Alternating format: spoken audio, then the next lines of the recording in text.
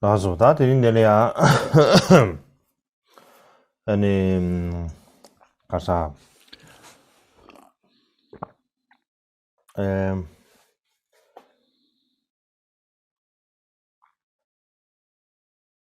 군시 니 ni sumbat cha de orbata ni sumbat cha de ore Heute 제자다 ist der dritte Tag dieses Winterdharma und worüber ich jetzt sprechen möchte, dass wir gestern über die Art und Weise des Übersetzens in das Chinesische unterhalten haben. Und da gibt es noch etwas nachzutragen. Also ein bisschen möchte ich damit fortfahren heute, um damit also zu beginnen.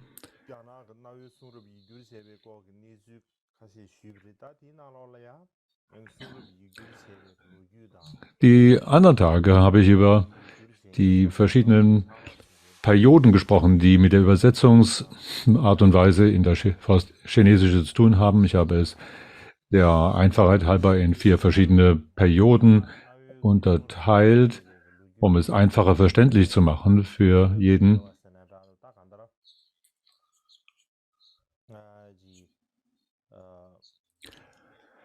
Und wenn wir es in solche verschiedenen historischen Perioden einteilen, wie also die Schriften aus dem Indischen in das Chinesische übersetzt worden sind,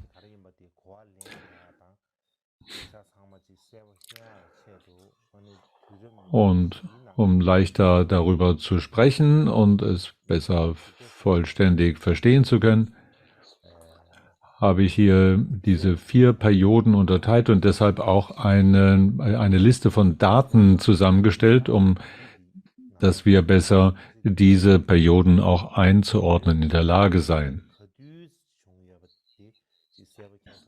Ich denke, wenn man diese historischen Daten sieht, dann können wir eine bessere Vorstellung davon bekommen, wie diese Perioden aufeinander abfolgen. Das erste ist die Han-Dynastie-Periode.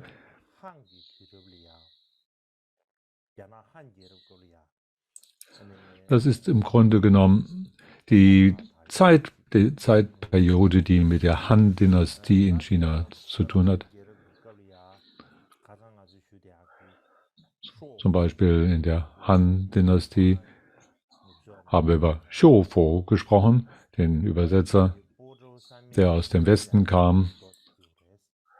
Und er hat diesen Sutra-Text übersetzt, Pradyutpana Buddha Mukhavastita Samadhi Sutra. Und er hat diesen Text im Jahr der 179 der unserer Zeitrechnung übersetzt. Das sind ungefähr 1844 Jahre zurück.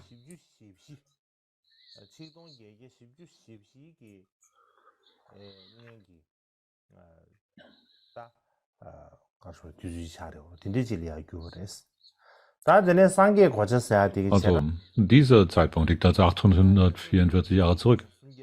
Und wenn man dann auf die Übersetzung schaut von Buddha Varna mit der großen Darstellung des Mahayana, dann ist es im Jahre 383 unserer Zeitrechnung übersetzt worden und das liegt jetzt mittlerweile 1640 Jahre zurück. Okay, das war die erste Zeitperiode, Han-Dynastie, und dann kommen wir zu der zweiten.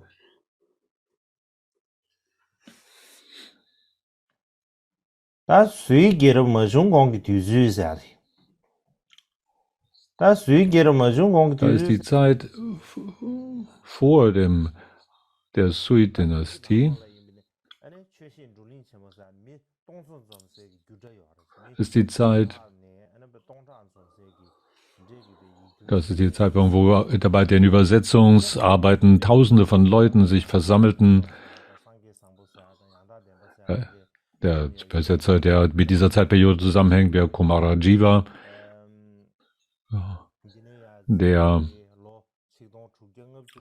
und dann ist Buddha Bhadra und Paramata und so weiter.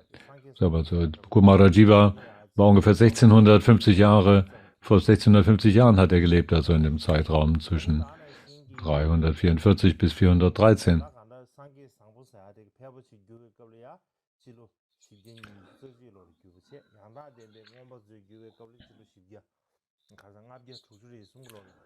Und als er den Weißen Lotus Sutra übersetzt hat, war das in 421. Das sind noch mehr als 1600 Jahre zurück. Das war durch Buddha Bhadra damals diese Übersetzung. Und so weiter. Dann kommen wir zu dem der Sui-Tang-Dynastien. Jene Periode, in der anstatt Tausende von Leuten versammelt, jetzt in der Tang-Dynastie viel weniger Leute dann an solchen Übersetzungen arbeiteten, und weil es weniger waren es in erster Linie hoch ausgebildete Spezialisten, die an diesem Übersetzungsprojekt teilnahmen. Der wichtigste Übersetzer aus dieser Zeit war Xuanzang. Der begann mit seinen Übersetzungsarbeiten ungefähr um 645, das ist 1370 Jahre zurück.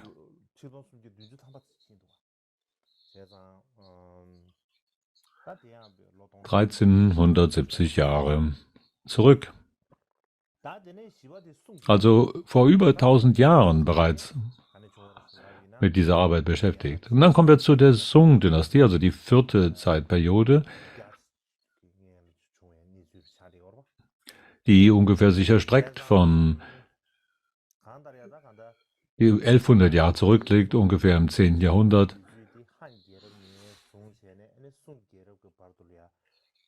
In jedem Fall waren all diese Übersetzungen der frühesten Perioden, haben bis hin über 900 Jahre sich erstreckt, beginnend mit der Han-Dynastie bis zur Sung-Dynastie, 900 Jahre Übersetzungsarbeit.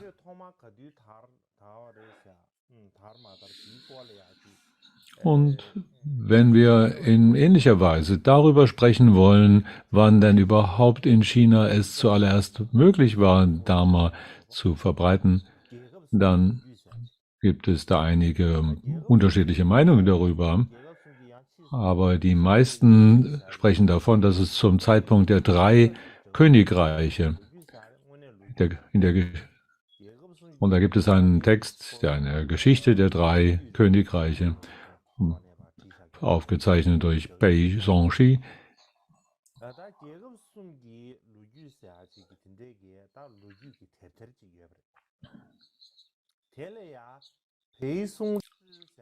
Das ist also eine Geschichtsschreibung der 3.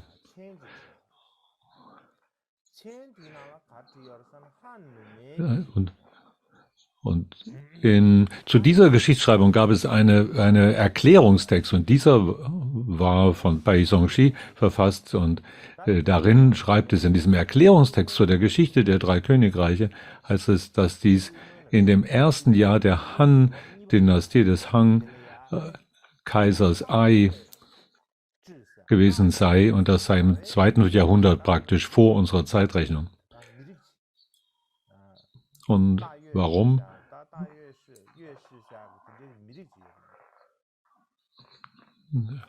Da war ein Bote, der mit dem Namen Mondbote oder so etwas belegt war, Dai Ji.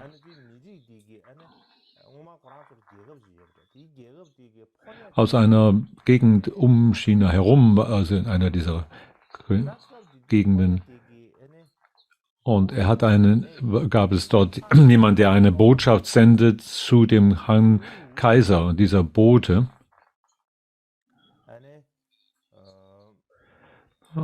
Und es heißt, dass dieser Schüler, diejenige einem Schüler von hoher Ausbildung ein Sutra des Buddha gelehrt habe. Und man könnte sagen, der Name dieses Textes damals war einfach die Sutra des Buddha, also die Buddha-Sutra. Und dieser Kontakt ist die erste verlässliche Quelle für das Erreichen von Buddha-Dharma in China. der Beginn gewissermaßen des Ausbreitens von Dharma in China mit dem 2. Jahrhundert vor unserer Zeitrechnung, wo dort dann dieser Sutra des Buddha jemand aus den umliegenden Ländern um China herum dann diesem hoch ausgebildeten Schüler dort eine solche Sutra unterwies.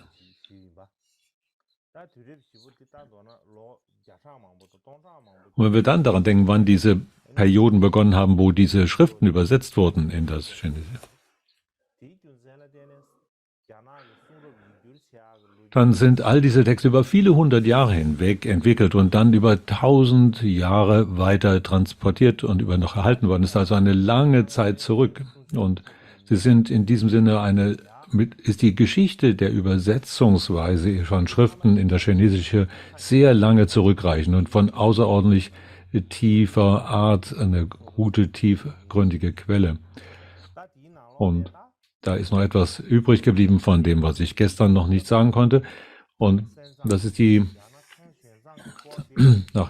der Han-Dynastie hatten wir gesehen, bevor und der Sui-Dynastie und der Periode vor der Sui-Intang-Dynastie, darüber haben wir gesprochen.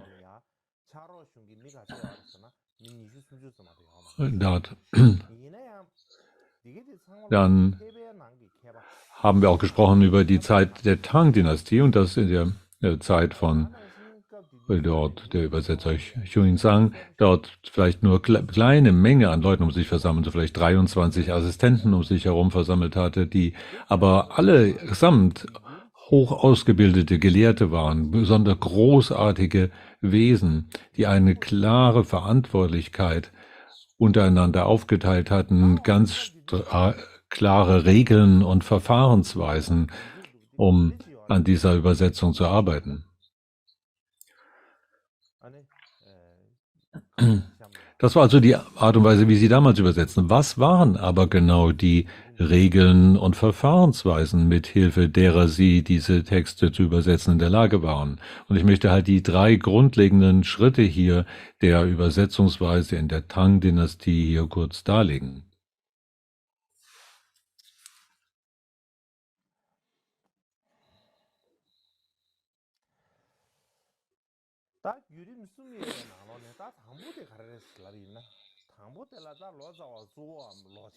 Der erste von den 3 Schritten war der, dass der Hauptübersetzer,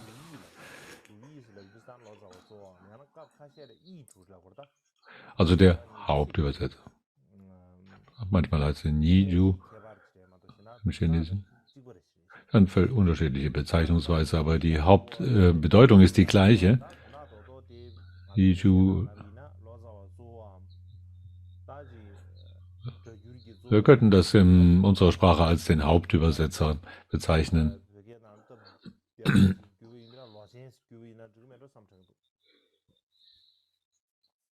Oder im Tibetischen ist es dort als der große Übersetzer bezeichnet. Der Hauptübersetzer ist außerordentlich wichtig in diesem Prozess.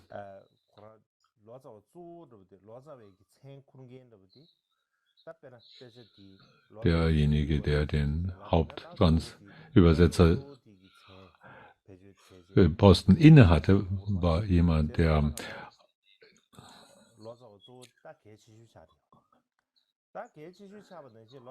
war hier derjenige, der diese ganze Übersetzungsschule leitete und dessen Namen sozusagen dafür auch stand. Und er war also der Wichtigste unter allen. Er musste hoch ausgebildet sein in all den 3 Pitakas, den 3 Körben der Worte des Buddha und in gleicher Weise auch in Sutra und Tantra. Und in der Hauptverantwortlichkeit war es an ihm, die Bedeutung der schwierigen Punkte innerhalb des Manuskripts, das zu übersetzen war, den anderen Assistenten und Spezialisten darzulegen. Nun, wir müssen uns vorstellen, dass diese Assistenten besonders ausgewählte, hochgebildete Spezialisten und Gelehrte waren, so war es nicht nötig, jedes einzelne Wort hier darzulegen.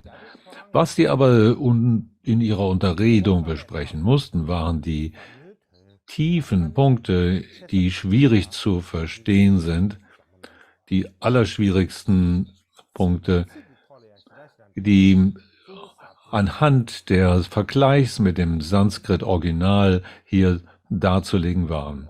Und das waren also die Hauptgegenstände der Verantwortung dieses Hauptübersetzers, diese darzulegen. Diese Methode ist auch bekannt hier als Yanfu Yoju, die heißt, was im Grunde bedeutet, deren tiefschürfend nachdrückliche Bearbeitung. Oder die genaue Untersuchung der tiefgründigen Bedeutung,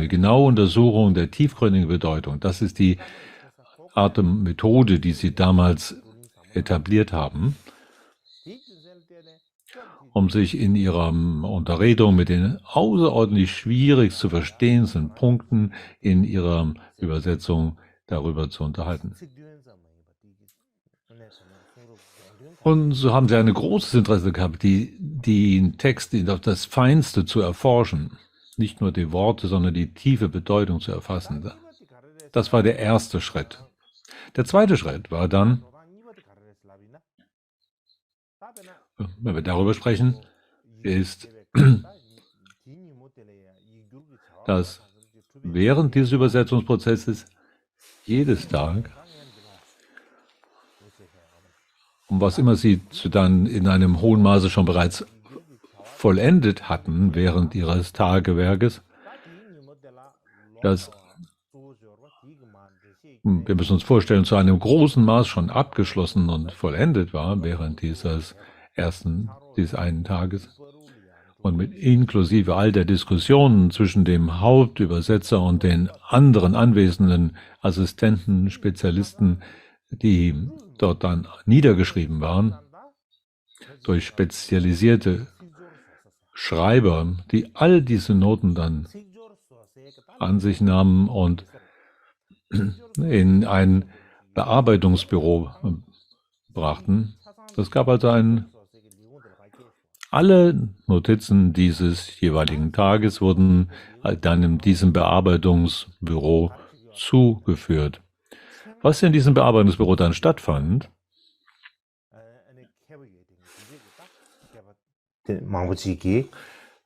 dass darin Bearbeiter dort waren, die spezialisiert waren,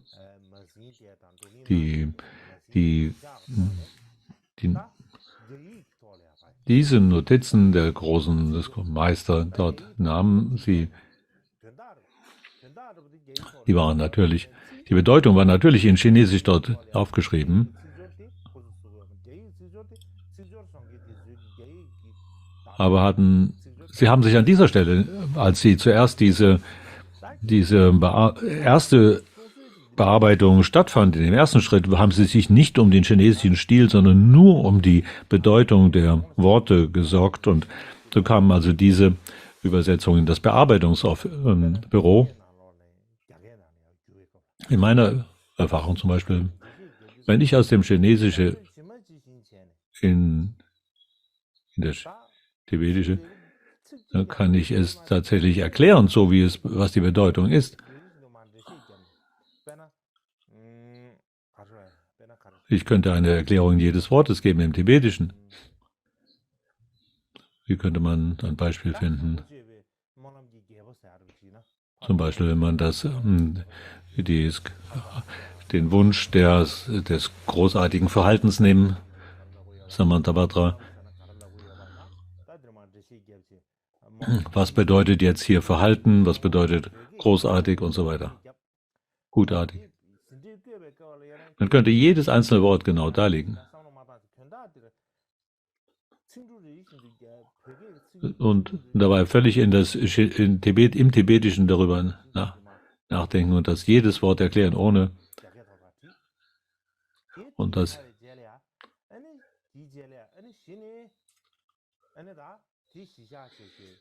So ungefähr können wir uns das vorzustellen. So haben sie damals also diese Notizen an sich genommen, die alle nur im Chinesischen zwar niedergeschrieben waren, aber allein mit der Bedeutung befasst waren. Und worauf dann in diesem Bearbeitungsbüro, die sich darum Gedanken machten, was wäre die richtige Grammatik, die Art und Weise, das in chinesische Sprache flüssig zu gestalten.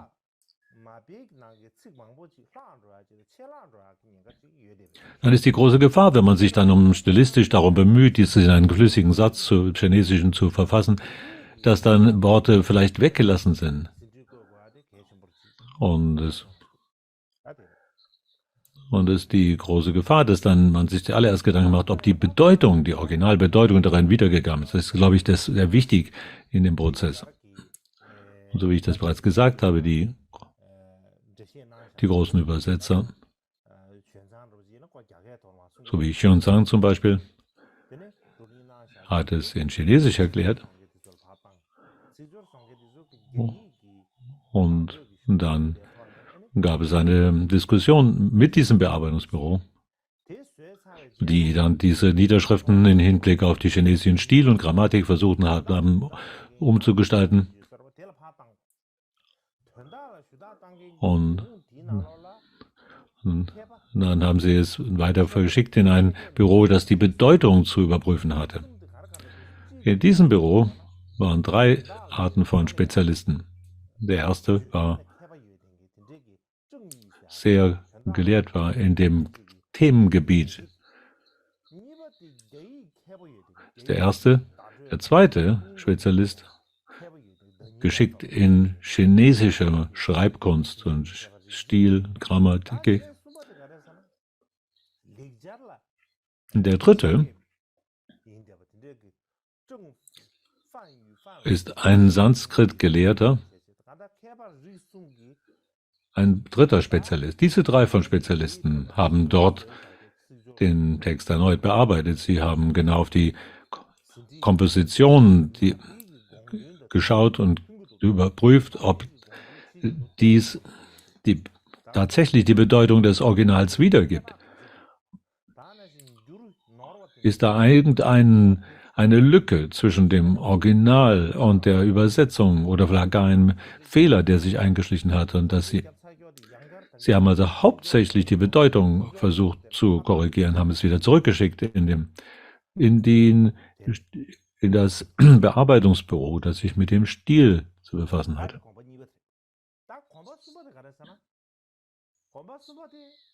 Das war also der zweite Hauptschritt dieses Übersetzungsprozesses. Und was ist der dritte? Nachdem also das Büro, das mit der Bedeutung sich zu befassen hatte, die Arbeit abgeschlossen hat, zurückgeschickt wieder in das andere Büro, das mit dem Stil sich befasst, dann gab es ein Manuskript mit all den Bedeutungen drin, das verfeinert war.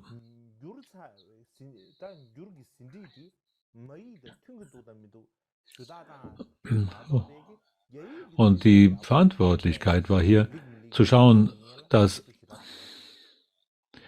die ursprünglich in erster Linie sich mit beschäftigt haben, die Bedeutung genau und klar zu erfassen und keinerlei Augenmerk auf den chinesischen Stil oder die Grammatik oder Wortfolge gelegt haben. Das war nicht. Und weshalb dann immer dieses, um es geschliffen in Chinesisch darzulegen ist, in das Stilbearbeitungsbüro weitergeleitet wurde.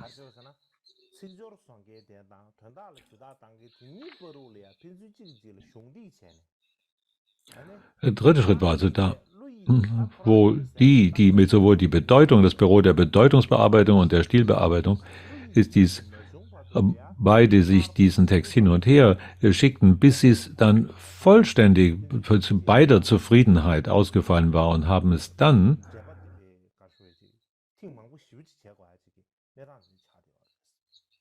was ein Prozess ist, den wir uns vorstellen können, dass dieser viele Male hin und her ging.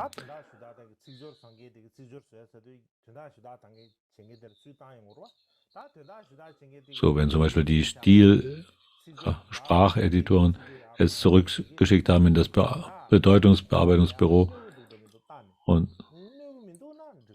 Und die Frage jetzt mit der Frage verbunden, hat diese Änderung unseres Stils jetzt hier die Bedeutung weiter befördert oder nicht? Und dann war vielleicht die Antwort, der Kommentar, nein, das macht es nur noch unklarer und ihr müsst das nochmal anders formulieren und so weiter. Und so ging es hin und her.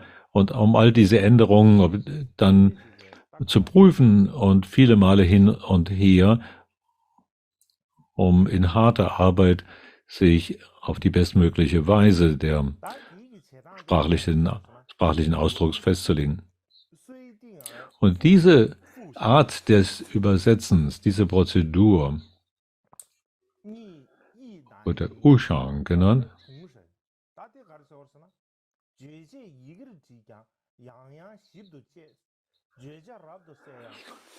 Und nachdem diese Worte niedergeschrieben waren, haben wir sie wieder und wieder verfeinert und überprüft, ob ihre Bedeutung klar und deutlich ist.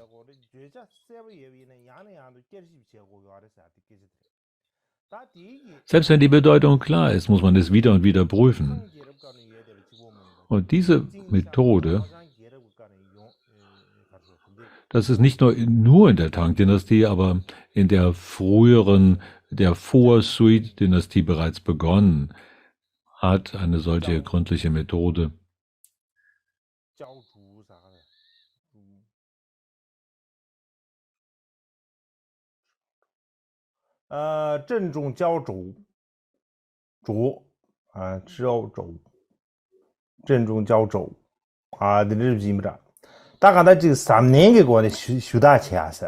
Also wie auch immer, es war eine Periode, die eine Methode etablierte, die man als tiefschürfend nachdrückliche Bearbeitung bezeichnen könnte.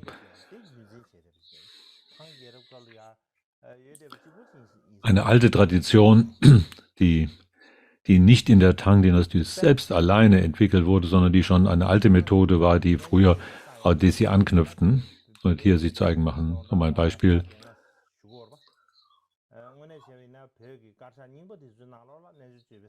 Zum Beispiel gibt es die Übersetzung von, die 5 Stufen bedeutet, der war die Yogacara Bhumis oder Stufen darlegte, also wie auch immer, zu dieser Zeit, wie auch immer, gab es einen großen Minister der Tang-Dynastie mit dem Namen Xu Xingzong, der ein Vorwort zu dem Text schrieb, der Yogacara Stufen, und darin ist es dargelegt.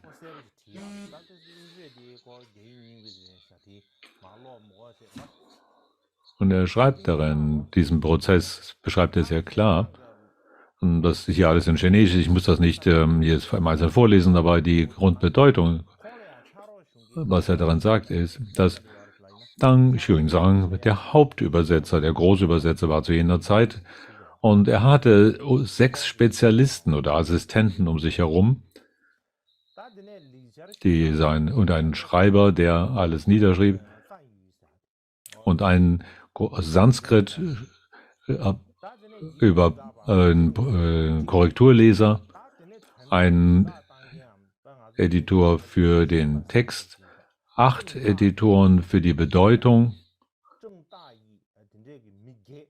die man im Tibetischen auch als die großen Bearbeiter oder Editoren bezeichnen würde.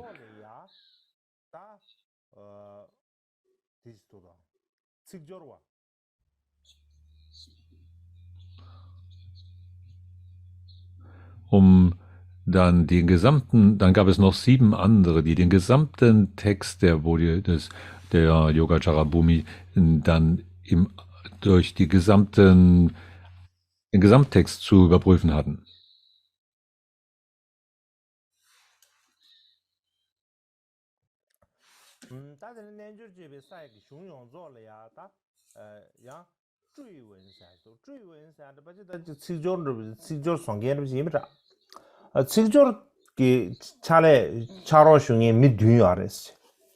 Das waren also die Es waren also 7 für den Stil, den Schreibstil zu überprüfen. Und diese haben praktisch diese Kapitel untereinander aufgeteilt. Der eine sagte, ihr habt dieses Kapitel genommen, der andere ein anderes. Sie haben also diese verschiedenen Kapitel untereinander aufgeteilt. Sie hatten ihre eigene Verantwortlichkeit. Am Ende dieses gesamten Prozesses war es an dem großen Minister der Tang-Dynastie, der Xu Xinzong, der gemäß der Anordnung des Kaisers diesen Text noch einmal gründlich gegenzulesen hatte. Wenn man ihn dazu nimmt, dann waren zum Zeitpunkt der Übersetzung des Yogacarabhumis 24 Leute insgesamt mit diesem Prozess befasst. In dem Fall, weil während der Tang-Dynastie der Prozess der Bearbeitung von Übersetzungen anders als in den früheren Perioden. Und durch diese neue Methode gab es sehr viele Verbesserungen in der Übersetzungsprozess.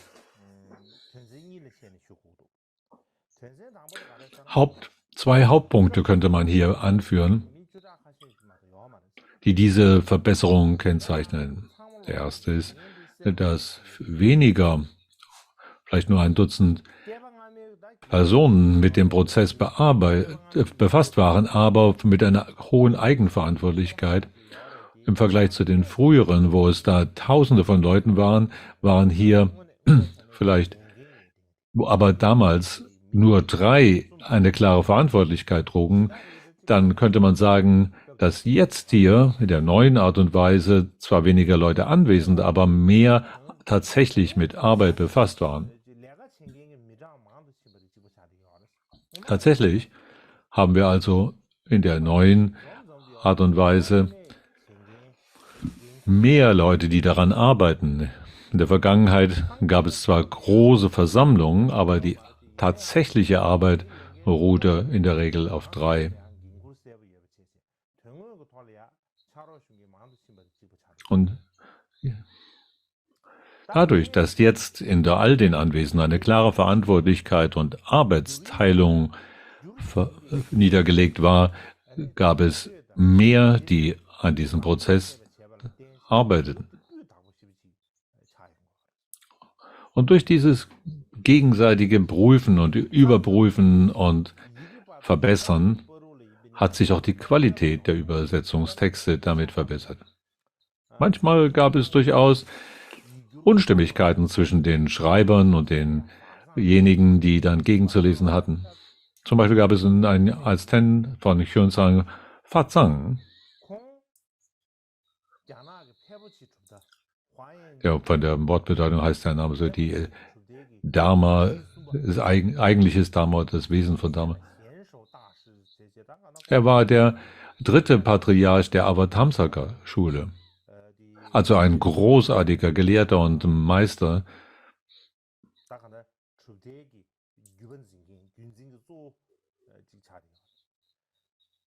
Er war gewissermaßen einer der Hauptlinienhalter dieser Avatamsaka-Schule. Und aufgrund der verschiedenen Meinungen innerhalb der Editoren und der Schreiber und so weiter, hat er diese Übersetzungseinrichtung verlassen, wegen der verschiedenen Meinungsstreitigkeiten, die sich da. Aber während er dort noch mitwirkte,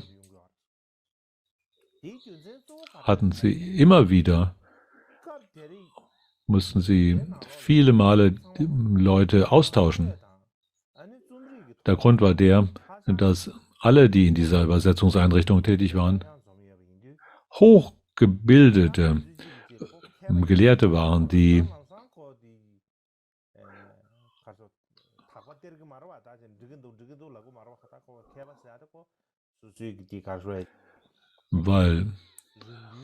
weil sie alle von hohem Bildungsgrad waren, haben sie nicht unmittelbar gleich ihre Zustimmung gegeben, sondern sie haben viele eigene Hoffnungen und Meinungen damit verbunden und haben nicht sofort ihre Zustimmung gegeben.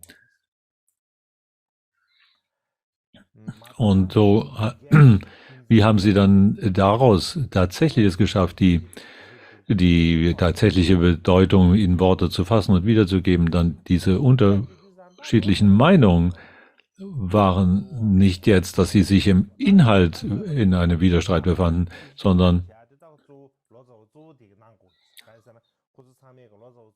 die Hauptverantwortung, all diese Unstimmigkeiten in der Ausdrucksweise zu glätten, war die Verantwortlichkeit des Hauptübersetzers. Es war seine Aufgabe, dann diese alle zu einer Einigung zu bringen. Und wenn man auf diese ganzen Diskussionen und Unterredungen und diese Unstimmigkeiten schaut, dann ist da ein großer Nutzen darin, weil sie in der Lage sind, dadurch die Bedeutung tiefer zu verstehen.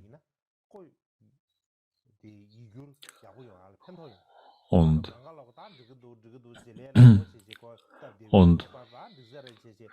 dadurch ist, wenn jeder gleich sofort zustimmt, sagt, ja, das ist okay und so können wir das machen, dann und es dann so belassen, dann ist es schwierig daraus anzunehmen, dass eine gute Übersetzung sich entwickelt. Also dadurch, dass eine Übersetzung durch so viele Unterredungen und Auseinandersetzungen über die Bedeutung und die Ausdrucksweise entwickelt, ist sie zu etwas Gutem gereift. Nun, okay, so über die Art und Weise des Übersetzens in der Sung-Dynastie möchte ich jetzt nicht sprechen, da wir nicht genug Zeit dazu Verfügung haben.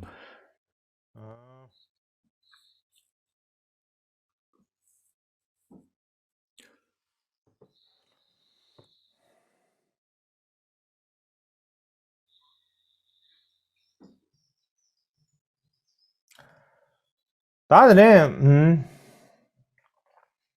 시험을 가봐야지. 주쇼.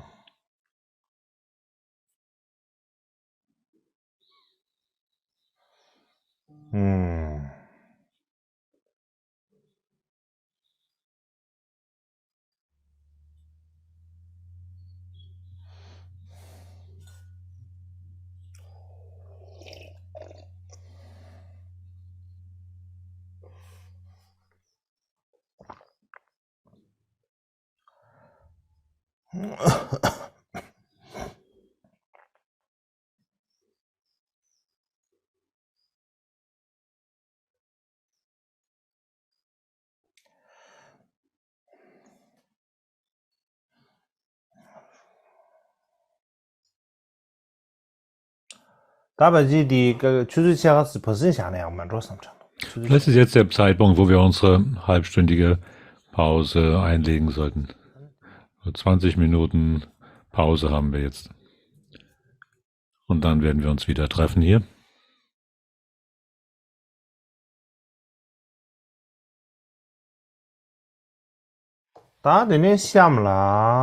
Okay, jetzt in dem Nachfolgenden möchte ich darüber sprechen.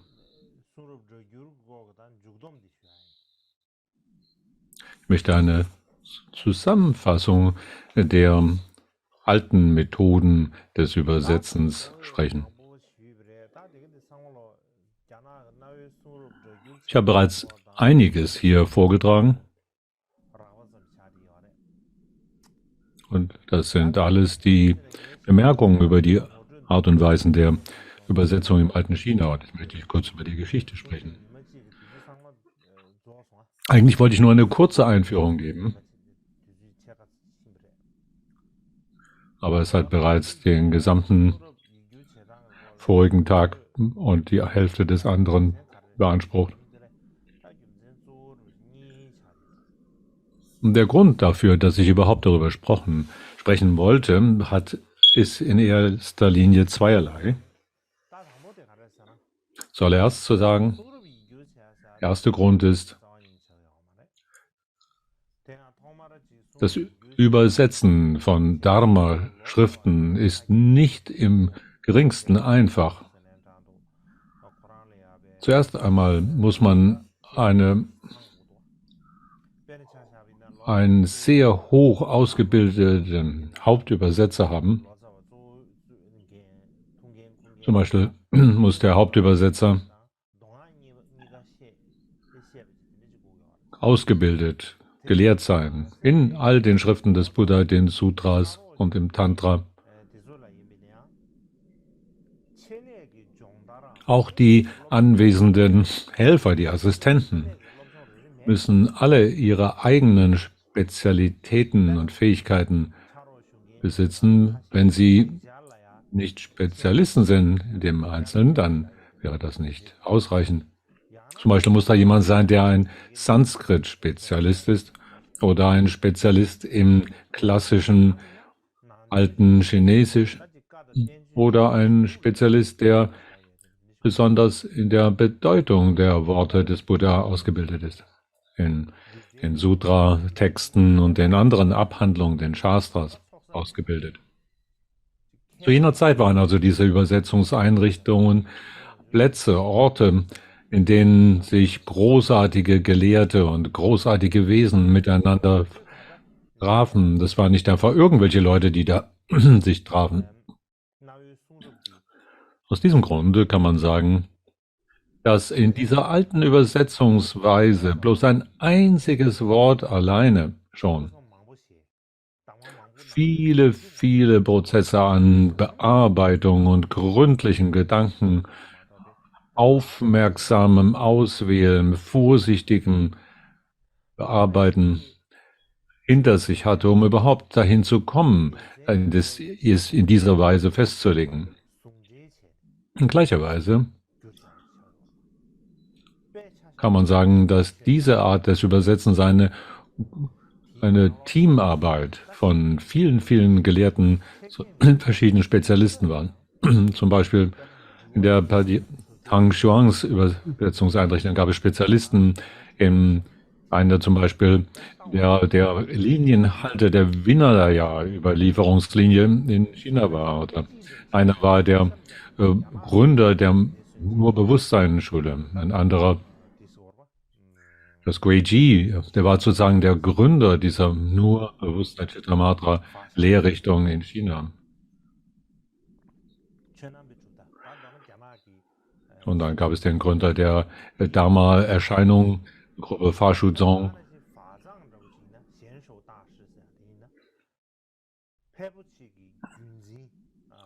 Und dann gab es eben auch Fa Shang, der Patriarch der Avatamsaka Überlieferungslehrrichtung war und so weiter. Alle diese großartigen Wesen, die Gründer von eigenen Lehrrichtungen und die Träger der Überlieferungslinien, sind vergleichbar mit dem, was wir in Tibet vielleicht als Sakya Pandita, als Longchenpa oder als Tsongkhapa bezeichnen würden. Sie waren also nicht einfach irgendwelche hergelaufenen Leute, sondern sie waren selber die Begründer eigener Lehrrichtungen und Lehrstile. Und selbst die geringsten Helfer in diesem ganzen Übersetzungsprozess waren nicht irgendjemand, sondern sie waren alle Kempos, großartig ausgebildete Lehrmeister aus den verschiedenen großartigen monastischen Einrichtungen in China. Keineswegs einfach irgendwelche Leute.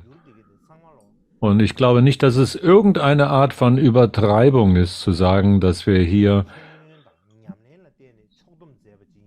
in dem, was Sie an Werk des Übersetzens zustande gebracht haben, dass dieses eine außerordentliche Kombination von Erfahrung und Gelehrsamkeit und so weiter da hineingeflossen ist, weswegen wir diese Schriften in großer Wertschätzung behalten. Das sind die Arbeiten von Bodhisattvas und großartigen Wesen, die ihr ganzes Leben da hinein gewidmet haben, und wir sollten sie diese Qualitäten entsprechend erkennen und sie wertschätzen und hochhalten. Das sind außerordentlich wichtige Texte.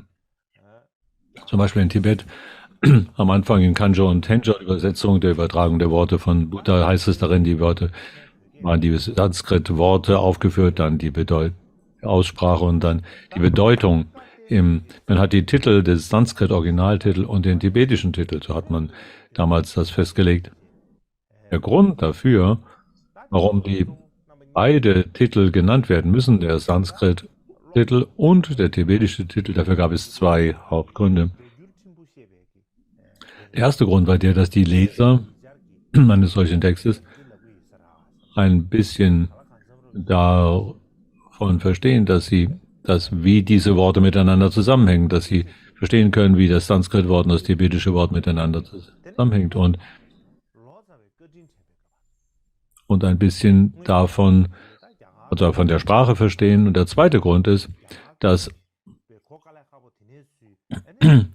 dann zu verstehen, dass die Übersetzer, die diese Texte übersetzt haben, eine große Mühe auf sich genommen haben, um diese anderen Sprachen zu erlernen und diese Texte zu übertragen. Also egal, ob wir darüber sprechen, wie diese Texte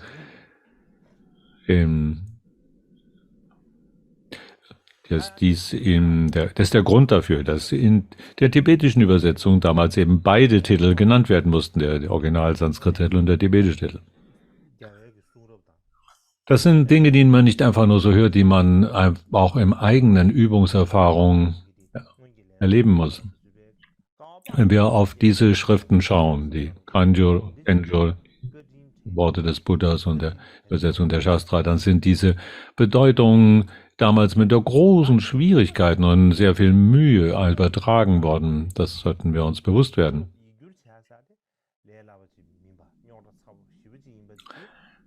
Der zweite Punkt, der hier wichtig ist zu sagen, und darum wir darüber sprechen mussten, war hier, dass es nicht nur in keiner Weise einfach ist, sondern es ist außerordentlich schwierig, solche Texte zu übertragen und dass aber diese damals im Altertum übersetzten Schriften eine sehr besondere Kraft und eine segensreiche Inspiration in sich bergen. Wie man sagt, in denen Schriften, die solche Art mühevoll und sorgsam zustande gekommen sind, ist da nicht ein einziges Wort dieser Schriften, das nicht den Weg zu vollkommener Freiheit in sich birgt.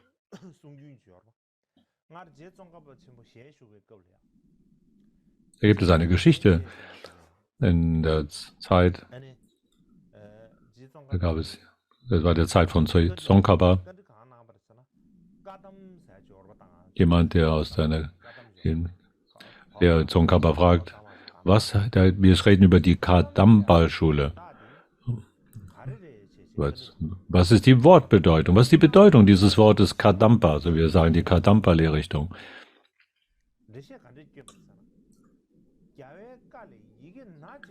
Und Tsongkhapa hat gefragt und Chenga Rinchen hat die Antwort gegeben.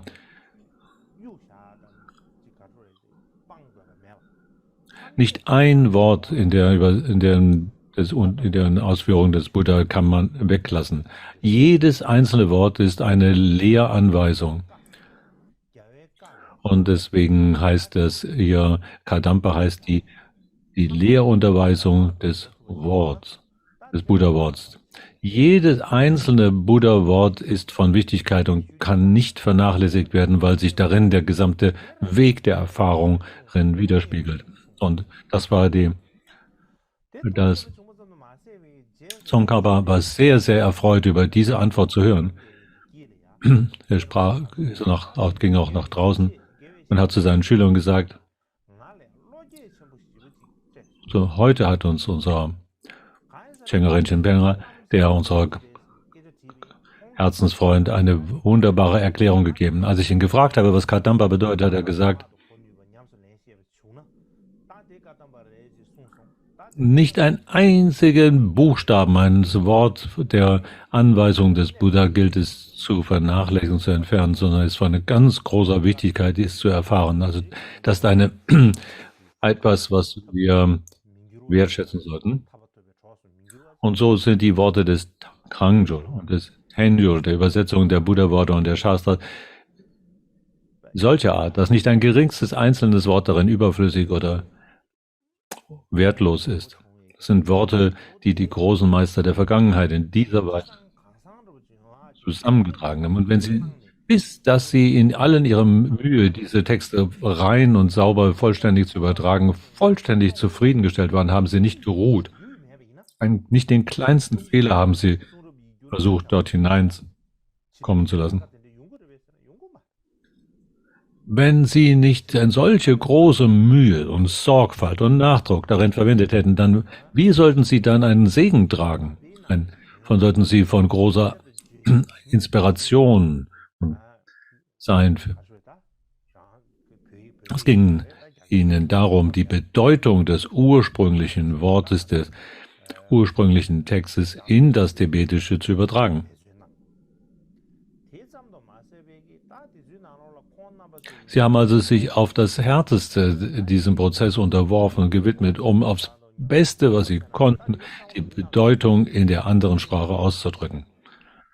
Und das alles aufgrund ihrer eigenen tiefen Erfahrung der Bedeutung. All ihre persönliche Erfahrung, ihre eigene Geisteskraft und ihre Inspiration ist eingeflossen in diese Worte. Da gibt es zum Beispiel eine Geschichte in China, dass der Huineng, der 6. Patriarch der Chan-Linie in China, so wie wir im Tibetischen sagen, Hashang, aber die Bedeutung ist eigentlich die falsche, wir sagen Hashang-Lineage, aber das ist eigentlich die falsche Wortwahl. Eigentlich ist die Chang-Überlieferungslinie. Wir sagen immer chinesischer Hashang, aber das ist nicht der richtige Name, sondern wir sagen, der Grund, warum wir es so nennen, ist, dass es jemand gab, der mit dem Namen Hashang Maya bekannt war, der nach Tibet ging und über diese Chang-Linie gesprochen hat. Deswegen wurde es bekannt als die chinesische Hashang-Linie. Also wie auch immer, es geht hier um die Geschichte handelt von dem 6. Patriarchen dieser Chang-Linie in China.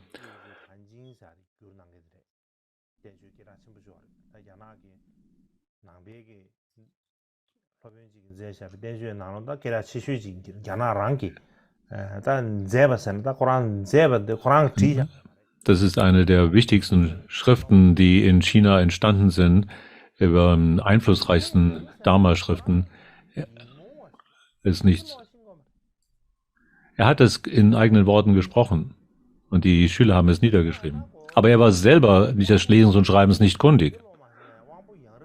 Aber er hatte die größte Geisteskraft. Er war nicht lesens- und schreibenskundig, aber er hatte die größte Geisteskraft und war in der Lage, in seiner tiefen Einsicht, die Natur des eigenen bewussten Erlebens. Das heißt, dass er, als er ein Wort des Vajra-Splitter-Sutra vernahm, worin es heißt, gebe in deinem Herzen Raum für Bodhicitta, ohne zu verweilen. Und dass er in diesem Moment seine tiefe Einsicht erlangte, bloß als er dieses eine Wort vernahm.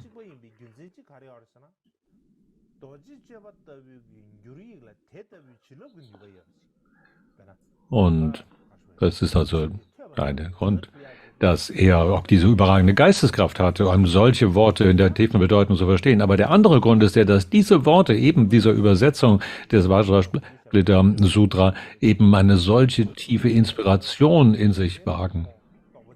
Diese Übersetzung im Chinesischen hat diese große Kraft, die in ihren Worten liegt, um eine solche Einsicht für den Hörer zu bewirken.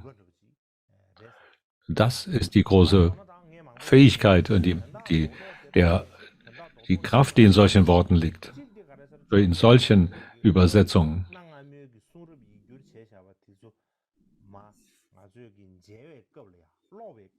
Das sagt etwas über die Qualität solcher Übersetzungen. Wenn wir also solche Übersetzungen selber aus diesen alten Zeit lesen, dann sollten wir von tiefer Wertschätzung in unserem Herzen ergriffen denken, wir haben das große Glück, die Bevorzugung, dass wir jetzt diese Worte zu lesen in der Lage sind, die in andere großartige Wesen ihr ganzes Leben gegeben haben, um darin die tiefe Bedeutung einzufangen.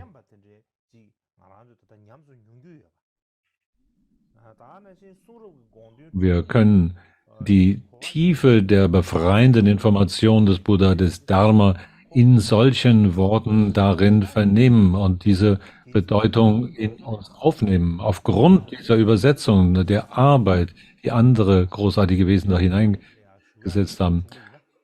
Und das ist also etwas, was wir mit großer Wertschätzung betrachten können, uns selber glücklich dünken und dann auch die Anregung daraus übernehmen, dass wir in Zukunft auch selber versuchen sollten, wenn wir solche Übersetzungen lesen, dass wir Dharma in etwas übertragen müssen in der gleichen Art und Weise, wenn wir die Gelegenheit dazu hätten, dass wir all diese Methoden, die die großartigen Gelehrten und die Übersetzer der Vergangenheit benutzt haben, in dieser Weise anwenden zu können, dass wir mit großer Genauigkeit, mit großem sorgsamen Bemühen und da herangehen sollten. Nicht einfach nur ein paar Lexika zu lesen und verschiedene Kommentare und denken, na ja, wir haben ein bisschen Wissen von anderen Sprachen und das alleine wird doch ausreichen. Das wäre sehr traurig. Das ist überhaupt nicht ausreichend. Wir brauchen das höchste Maß an Nachdrucklichkeit und wenn es auch schon ganz okay herausgekommen sein, sollten wir nicht damit zufrieden sein und nicht ruhen, um es nicht noch besser zu machen, zu dem höchsten Maß heranreifen zu lassen, zu dessen wir fähig sind. Diesen Mut brauchen wir, um es darin, sogar in diesen Worten, es zu etwas werden zu lassen, das die gesamte Überlieferungstradition in sich bergen und tragen könnte. Die früheren Autoren, so in der Übersetzung, die großen und die Buddhas und die Bodhisattvas und all jene, die die Überlieferungslinien in der Vergangenheit getragen haben, dass deren Arbeit nicht verloren geht und nicht verschwendet ist. In solcher Weise sollten wir selber auch diese Instruktionen anwenden und umsetzen in eigenem Übersetzen und haben diese hohe Verantwortung für Generationen, die noch nach uns folgen, dass diese Qualität der Arbeit für sie von Hilfe sein wird.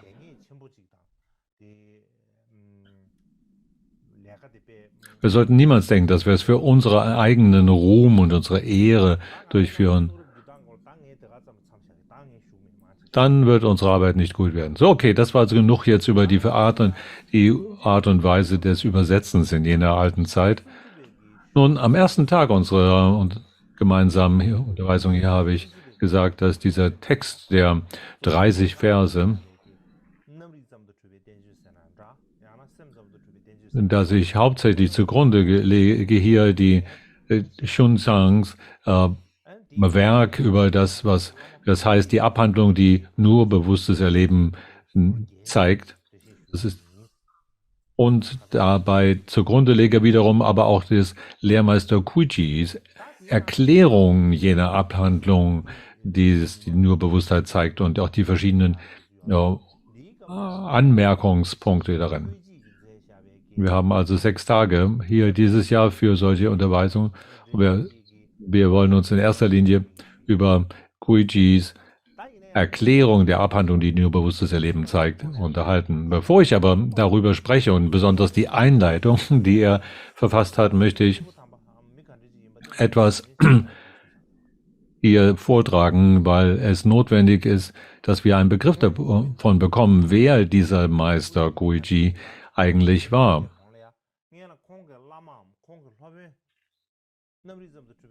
Selbst wenn wir, bevor wir über ihn nachdenken, wie wichtig und wie großartig Kuiji ist, müssen wir etwas über seinen eigenen Lehrer, seinen eigenen Guru kennenlernen, und welcher nämlich Xuanzang ist. Tang Xuanzang ist wahrscheinlich, und ich glaube, das ist richtig okay, wenn man das so sagt, die größte Einzelperson, die großartigste Einzelperson, die einen solch überragenden Einfluss in ganz China, in der Entwicklung des Buddhismus in China gehabt hat. Ich glaube nicht, dass das irgendjemand gibt, der nicht über Tang Xuanzang gehört hat. Und weil auch durch seine berühmten Geschichten seiner Reisen in den Westen, er hat diese Geschichte über den Mönch, dem Affen und das Schwein geschrieben und leider jemand, der in China, ist wahrscheinlich niemand in China, der nicht über Tang Xuanzang gehört hat. allein aufgrund der verschiedenartigen Werke, die er hinterlassen hat. Also in der Geschichte der Lehre des Buddha in China ist er wahrscheinlich die bekannteste Einzelperson. Niemand anders hat wahrscheinlich jene Art von Bekanntheit erreicht wie Dang Xunsang. Aber ich werde über seine Lebensweise sprechen später, wenn wir zu den 30 Versen selber kommen. Heute möchte ich in erster Linie über den Meister Guiji etwas sagen.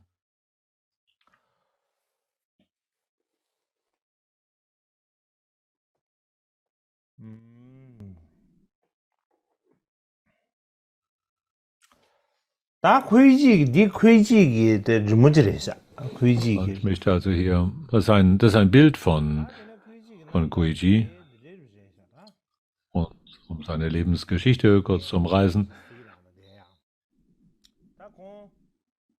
Wenn wir kurz darauf schauen möchten, dann hat er gelebt zwischen 632, seinem Geburtsjahr, bis zu 682.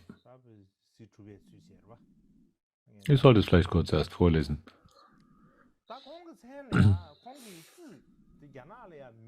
Sein Name,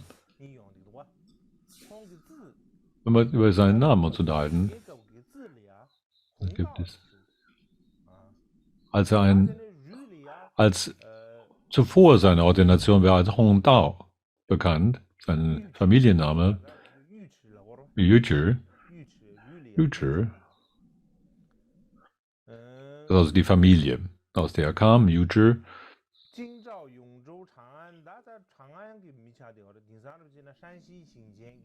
Er war jemand aus der Gegend von Chang'an, und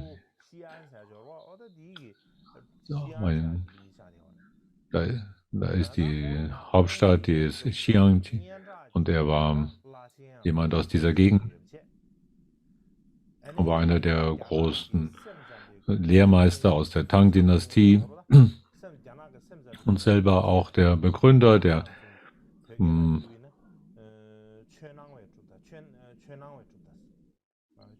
aus nur bewusstem Erleben.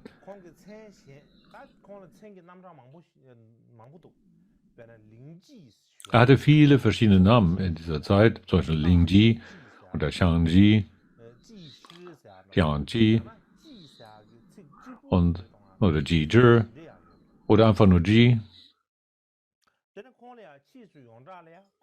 Aber sein Hauptname oder bekanntester Name ist dann später Guiji. Hat aber auch seinen Ehrentitel Zhuan Dashi. Aber Zhuan ist ein Name eines Tempels, einer monastischen Einrichtung. Der war sozusagen der große Lehrmeister, das Zhuan Dashi, der große Lehrmeister dieses Zhuan-Tempels. Seine Familienlinie, war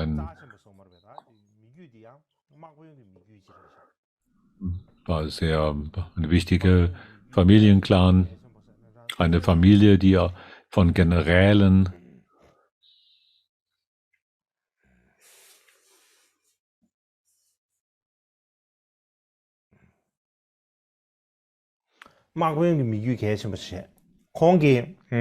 also aus einer wichtigen Militärfamilie, aus der er kam.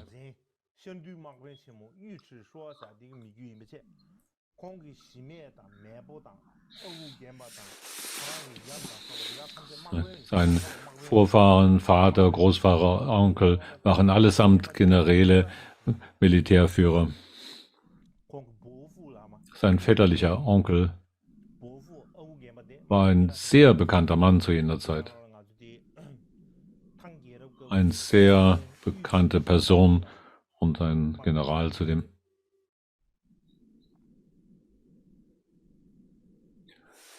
Er hieß Yu Qijing, der General der Tang-Dynastie, genannt auch.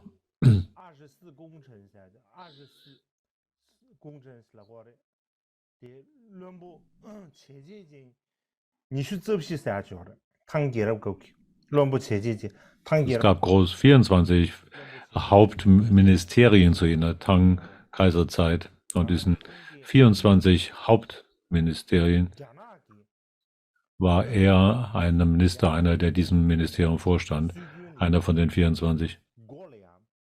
In der chinesischen Tradition ist an den Toren jeweils ein Schützer dort gezeigt. Es gibt auf jeder Seite, Türseite, Türflügel, gab es einen Schutzgestalt, die dort der Gottheiten, die jeweils für diese zuständig sind. Also ein Bild, ein Abbild. Und einer ist Yu Zhexing, dieser General eben, der dort als, der andere war Xingzhong,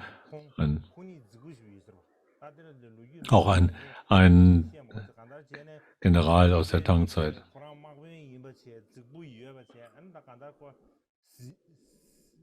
Sie waren sehr eindrucksvolle Gestalten, nicht nur Generäle, sondern sehr eindrucksvolle Gestalten von großem Charisma. So, dass halt diese Bilder an diese Tore geheftet wurden, um zu verhindern, dass andere unerwünschte eben bloß eben Einlass hatten. In jedem Fall, also waren sie hochbekannt. Ich muss da nicht jetzt so viel darüber sprechen. Das war eben sein väterlicher Onkel. Also kurzum, seine Familie war die von großen Militärführern und Generälen.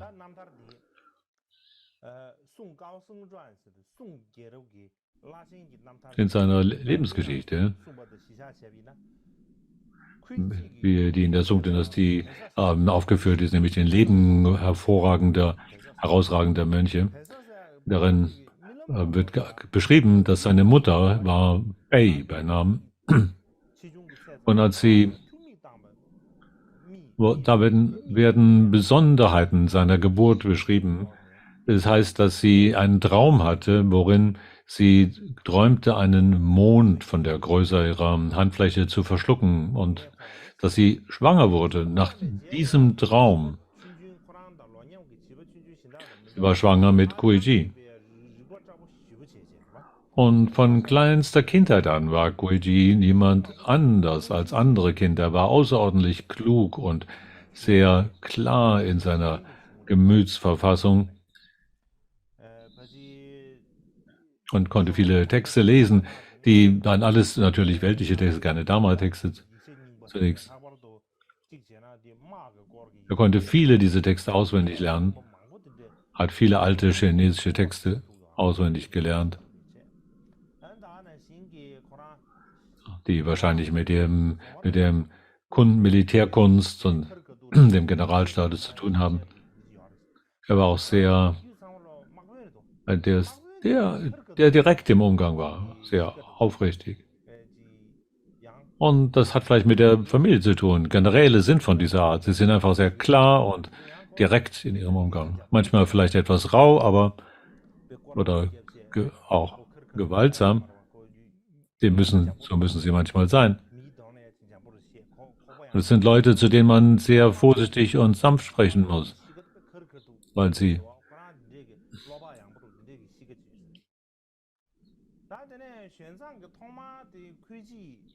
also seine Grundnatur war jemand, der sehr direkt und sein konnte.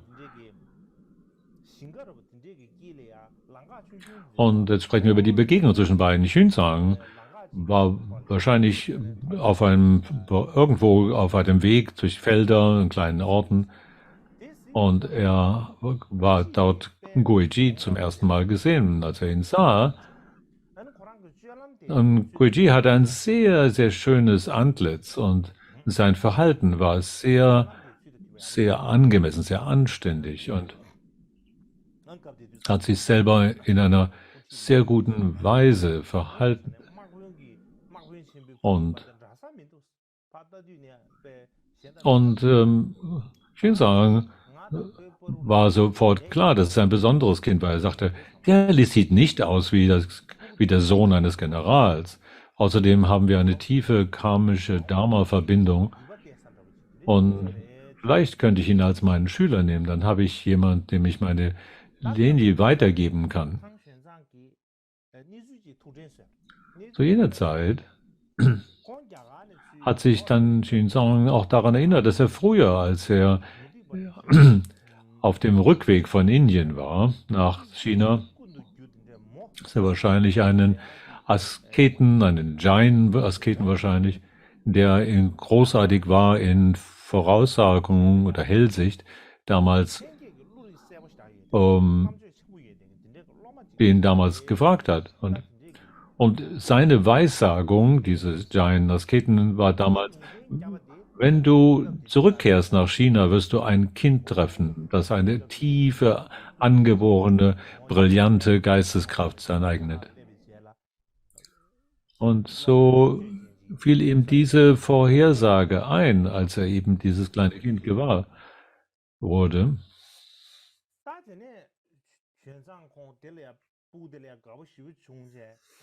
So großen Gefallen fand er an diesem Kind, Xuanzang, und er ging zu seinem Vater, zu Guijis Vater, und gab ihm einen Rat und eine Hoffnung. Er verließ seine Hoffnung, so dass dieser Guiji, dass er ein guter Mönch werden könnte und vielleicht auch sein Schüler. Der Vater sagt,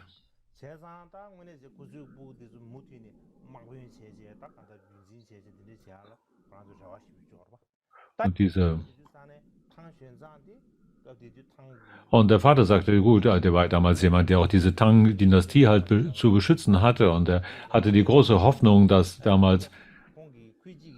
er seinen Nachfolger auch einnehmen könnte, in der Familienlinie weiterführen könnte. Der Vater konnte sich nicht unbedingt ablehnen, gleich diese Bitte. Aber er sagte, mein Kind ist von sehr schlechtem Verhalten. Es ist wahrscheinlich überhaupt nicht in der Lage, Dharma aufzunehmen, echten Dharma aufzunehmen. Da kommt es einer Familie von Generälen, und wir sind bekannt dafür, dass wir rau und gewaltsam sind. Und es ist schwierig für ein Kind von solcher Generalsfamilie mit rauem und ungestümem Verhalten anzunehmen, dass es tiefgründigen Dharma in sich aufzunehmen in der Lage wäre. So.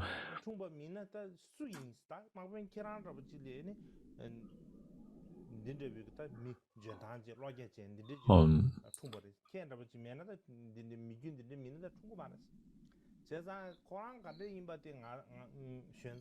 wenn es nicht jemand wäre mit solchen Eigenschaften, dann wäre er nicht in der Familie eines Generals geboren worden. Ist doch völlig klar.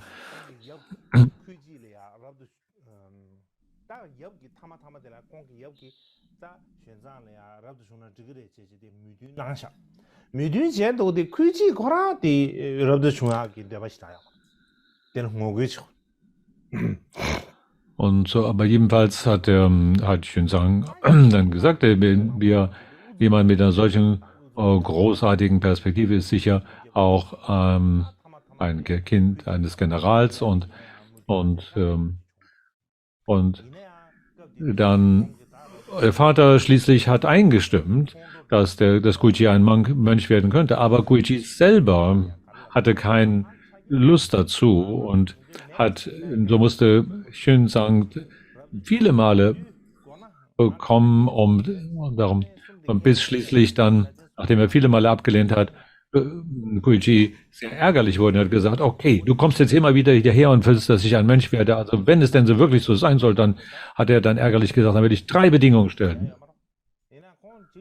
Also selbst wenn ich Mönch werden sollte, das ist meine erste Bedingung, möchte ich nicht Begehren aufgeben. Weil er so außerordentlich wohl geformt war, von einer großartigen Familie, hat er sehr einen großen Gefallen wahrscheinlich daran gefunden, dass die Sinnesgenüsse zu erfahren, und er hat also keine Lust daran, diese aufzugeben. Und die zweite Bedingung sagte, in China ist es so, dass wenn man ein Mönch geworden ist, also sich ordinieren hat lassen, dass man dann kein Fleisch mehr essen darf. Aber ich muss Fleisch essen, das ist meine zweite Bedingung. Das ist wahrscheinlich eine der Entwicklungen, die sich in der südlichen Tang-Dynastie entwickelt haben. Aber er sagte, ich werde Fleisch essen, ich kann nicht ohne das sein. Das war die zweite Bedingung. Und die dritte war, normalerweise, nachdem man sich hat ordinieren lassen, diesen Weg eingeschritten hat, dann heißt es, dass man nicht mehr nach dem Mittagessen, ich muss aber nach Nachmittagessen. Wenn du diese 3 Bedingungen erfüllst, dann ist es okay, dann kann auch ich mich diesem Weg anschließen und Mönch werden. Und um also ihm zu erlauben, dass er diese Gelegenheit habe, ein Mönch werde und seinen eigenen Bewusstseinsstrom zu zähmen in der Lege durch Dharma, hat Xuanzang diese 3 Bedingungen, gewährt. Hat gesagt, okay, nachdem er also diese 3 Versprechungen gegeben hat,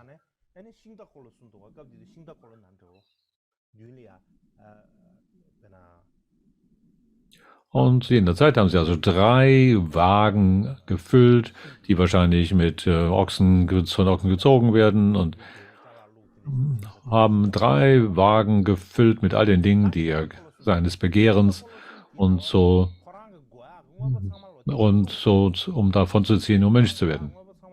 Also hat er alles, was er brauchte, in diese 3 Wagen hineingepackt,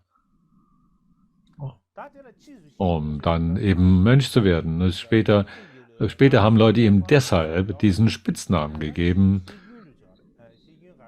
ob das in der Song-Dynastie war oder später, aber da heißt es,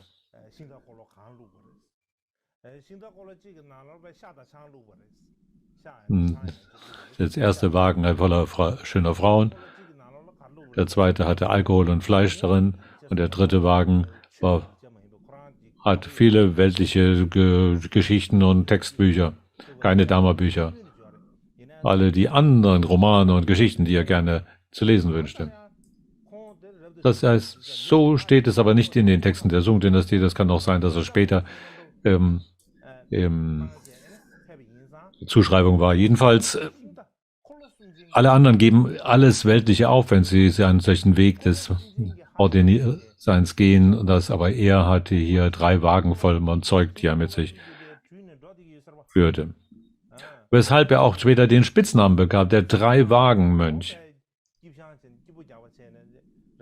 So, die meisten lassen alles hinter sich, alle weltlichen Belange hinter sich. Aber er ging mit großem weltlichen Getöse auf diesen Weg. Dass man ihn auch als den 3-Wagen-Mönch bezeichnet hat später. Wie auch immer heißt es in dieser Sung-Dynastie-Geschichte der Lebensweise der herausragenden Mönche, heißt es, in Zitat aus Guijis eigenen schwierig verstehenden Punkten der Abhandlung, die nur bewusstes Erleben zeigt, und heißt es, es sagt darin aus seinen eigenen Worten, die zitiert werden, dass er viele Auf- und Abs erlebt hat in seinem Leben.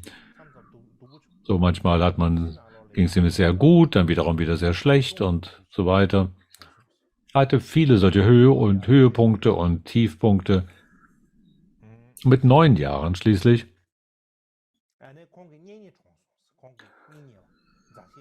starben seine nahen Anverwandten. Einige sagen, seine Mutter starb zu dem Zeitpunkt.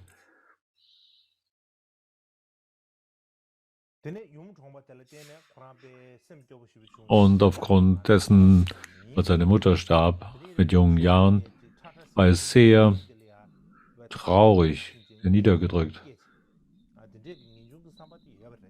Und mit jungen Jahren hat er sich deshalb nach und nach aus dieser Welt der Geschäftigkeit und der entfernt. Mit dem Alter von 17 Jahren hat er schließlich den tiefen inneren Wunsch, selber den Weg zu gehen und Ordination zu erbitten.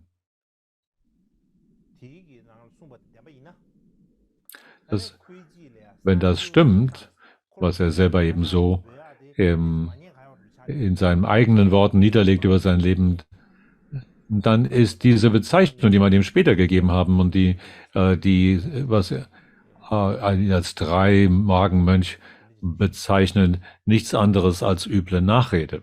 Wie auch immer.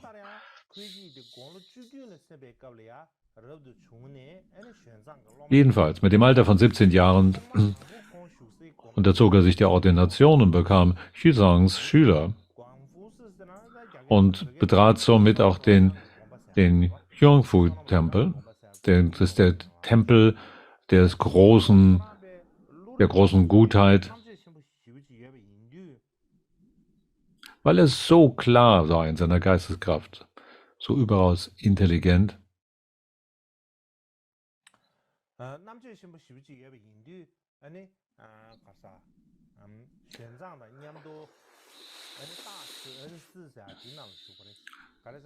Dass er mit Xuanzang zu dem Tempel der Zhuang, großen Tempel, der Tempel des großen Mitgefühls, könnte man sagen, der großen Güte.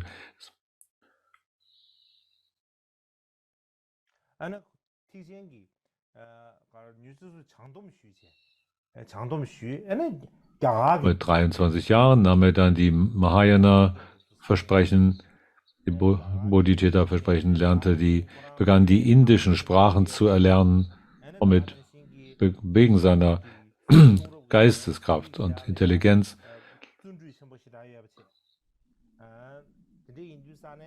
und darin die Schriften zu erlernen. Wir sprechen über Sanskrit, die Bedeutung der Worte. War er in sehr kurzer Zeit in der Lage, all diese Dinge zu bewältigen, sich anzueignen. Aus diesem Grunde haben ihn viele hochgepriesen, sagten, er ist wahrhaft anders. Solcher hat hochgepriesen. Im Alter von 25 Jahren dann begann er an Übersetzungsprojekten sich zu beteiligen. Und wahrscheinlich war es die Anordnung des Kaisers, dass er solcher Art von Tätigkeit sich begann zu widmen. Zu dieser Zeit waren alle die Assistenten in Xuezhang einer jener, die am jüngsten war von Jahren, aber begann bereits mit dieser Arbeit. Wenn es nicht für eine besondere Fähigkeit wäre, hätte man ihm nicht erlaubt, an solchem Prozess teilzunehmen, weil alle, die teilnehmen an einem solchen Übersetzungsprozess, von hoher Qualität und Bildung sein mussten. Und wenn er nicht selber über solche Fähigkeit verfügt hätte, hätte man ihm das nie gestattet, mit jungen Jahren schon daran teilzunehmen. Von jener Zeit also an, oder von der Zeit an, wo er begann, damals zu lernen, hat er sich die gesamte Grundlage des Mahayana angeeignet und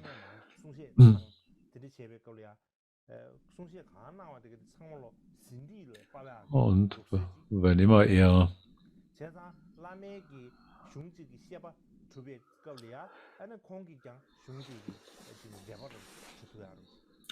in einer Unterweisung gegenwärtig war, in einer Unterweisung, hat er Notizen gemacht und war in der Lage, einen Kommentar zu eben jenen Unterweisungen zu schreiben.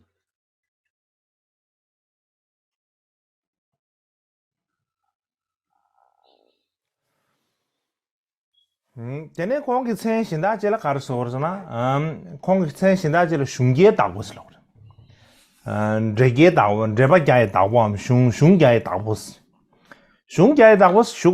Einer seiner Namen ist, das wird er ihn als den Lehrmeister der 100 Schriften zu bezeichnen. Der Grund dafür war, dass er sehr, sehr nachdrücklich war in der Art und Weise, Notizen zu machen. Wir müssen uns doch eine Vorstellung davon machen. Damals hat man noch keine anderen Methoden der Tonaufzeichnung verfügt und man musste also viele Dinge, man musste eine sehr große inneren Entschlusskraft und Fleiß aufweisen, um alle diese Notizen schnell und genau zu verfertigen. Er war sehr geschickt darin, Kommentare und Erklärungstexte zu schreiben und beteiligt an den Übersetzungsprozessen,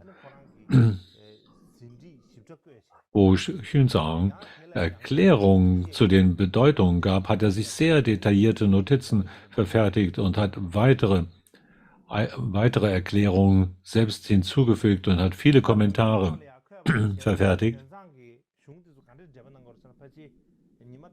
wie es in den Geschichtsschreibungstexten verzeichnet ist, heißt es, dass Xuanzang jeden Tag und Nacht Texte gelehrt hat, die dann zu übersetzen waren. Ungefähr der Hälfte des Morgens heißt es, also vielleicht von 8 Uhr an, begann Xuanzang damals zu lehren, jene Texte, die damals zu übersetzen waren. Und all die Mitglieder des Sangha, die Mitglieder des Übersetzungseinrichtung, waren damit beschäftigt, seine Erklärungen niederzuschreiben, Notizen zu machen. Und all denen, die Niederschriften verfertigten, war Guiji einer der am meisten entschlossene und der eifrigste unter allen. Nachdem Guiji all diese Worte niederschrieb, war er in der Lage, selber Kommentare zu verfertigen, die später für uns von großem Nutzen sind, darüber, was eigentlich Xuanzangs Worte und Absicht gewesen ist.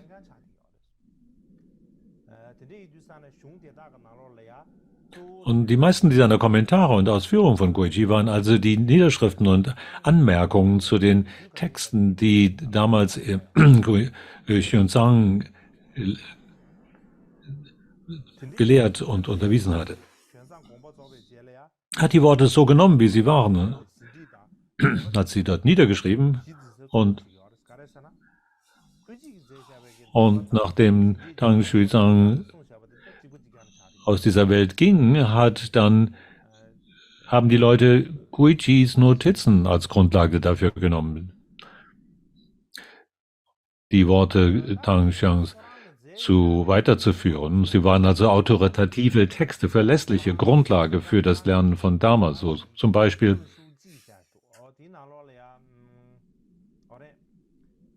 da gibt es zum Beispiel einen Text von Guiji, der ist called Zashi Lung Xu Ji.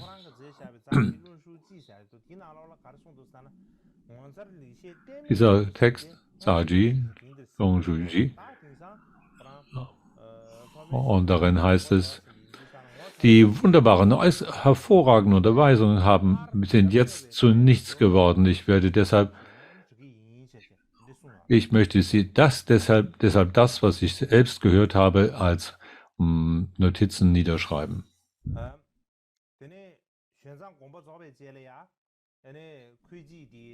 Also nachdem Tang Xuanzang aus dieser Welt ging,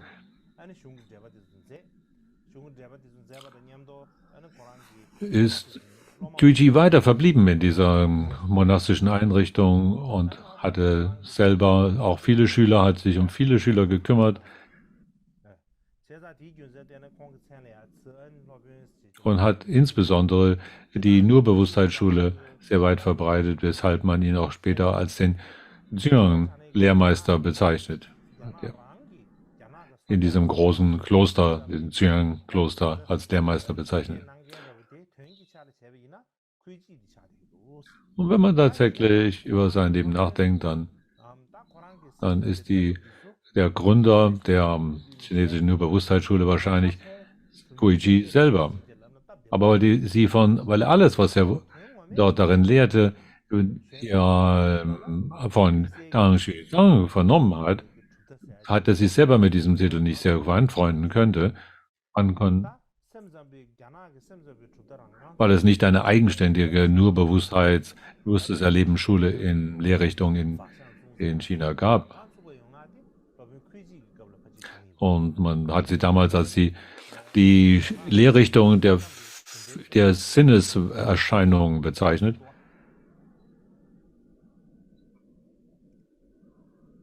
Aber man könnte sagen, dass derjenige, der diese Lehrrichtung in China begründete, doch Guichi ist. Und die meisten seiner Texte sind Kommentare zu den verschiedenen Sutra-Texten.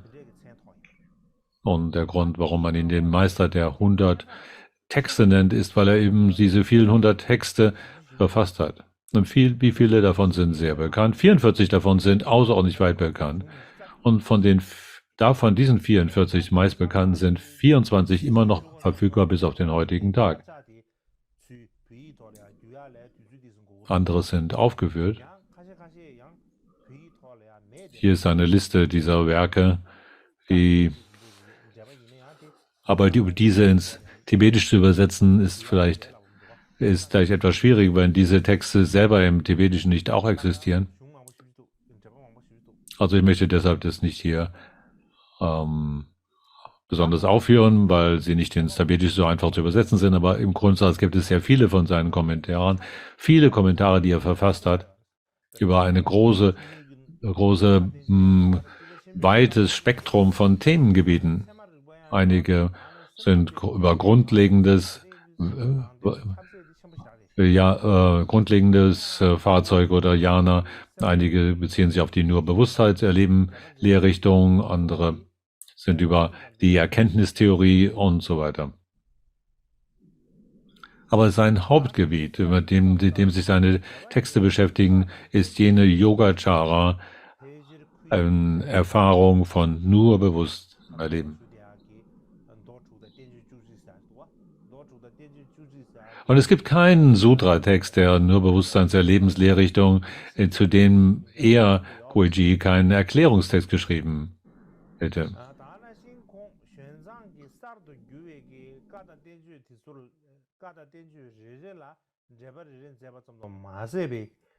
Nicht nur hat er zu jedem dieser Sutra-Texte oder Shastras, die verfügbar waren, noch einen Kommentar dazu gefügt. Er hat auch noch Kommentare zu den anderen früheren Übersetzungstexten hinzugefügt, zum Beispiel durch Paramata. Er hatte noch also sozusagen Subkommentare zu den alten Übersetzungstexten verfertigt. Ebenfalls, wenn wir auf den Katalog seiner Werke schauen, dann waren seine Hauptgegenstandsgebiete seiner Kommentare, das waren jene, die mit der nur bewusstem Erleben Lehrrichtung zu tun haben. Zum Beispiel jene von Maitreya, Asanga und Vasubandhu. Das waren die Haupttexte, zu denen er wichtige Kommentare verfassen konnte.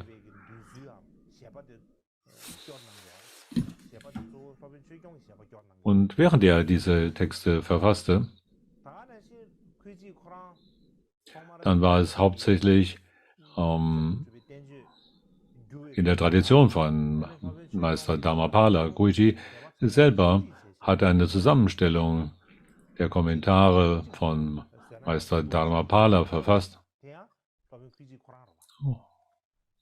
Und er hatte die Absicht, die 10 Hauptkommentare zum nur Bewusstsein erleben zu kommentieren. Und er hat dann einige sehr grundlegende, verlässliche Kommentare zu den Abhandlungen, die nur bewusstem Erleben zeigt, verfasst. Im Prinzip hat er zu diesem Thema alleine über die Abhandlung, die nur bewusstes Erleben zeigt, von Herrn Jüngsang, hat er 4 Kommentare verfasst. Im Grunde füllt es 36 Bände. Und unter denen ist dann auch die 20 Kommentare.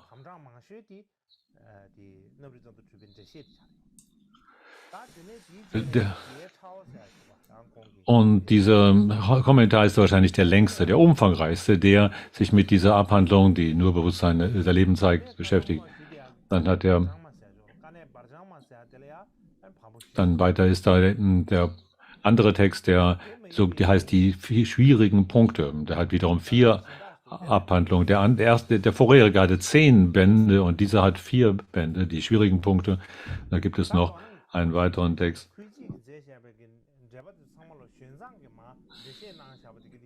dass die Kommentare durch Xuanzang als Grundlage genommen, er selber dann Anmerkungen verfasste.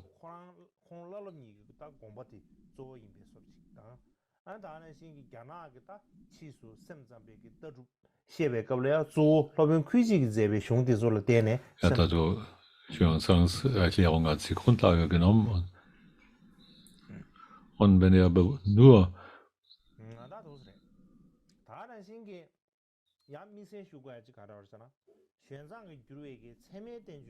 hat, wenn Guichi also lehrte, hat er hauptsächlich Xuanzangs Erklärung zugrunde gelegt und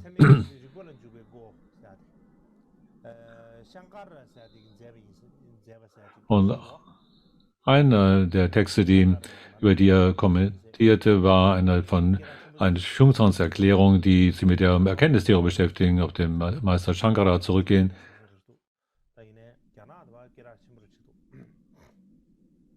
Wir haben das im Tibetisch nicht so in einer großen Wertschätzung unterzogen, aber dieser Grundkommentar zur logischen, zur Erkenntnistheorie, der Erkenntnistheorie ist also ein Kommentar, den er verfasst hat, der beim Chinesischen sehr geschätzt ist. Dann einige Notizen zur Einführung in die Logik, wahrscheinlich in Dignagas Ausführung zu logischen Texten. Er hat also nicht nur über die nur bewusster Leben Lehrrichtung kommentiert und gelehrt, sondern auch über Logik, Erkenntnistheorie. Und es gibt sogar einen 6-bändigen Kommentar der Einführung in die Logik oder Notizen zu der Einführung in Logik.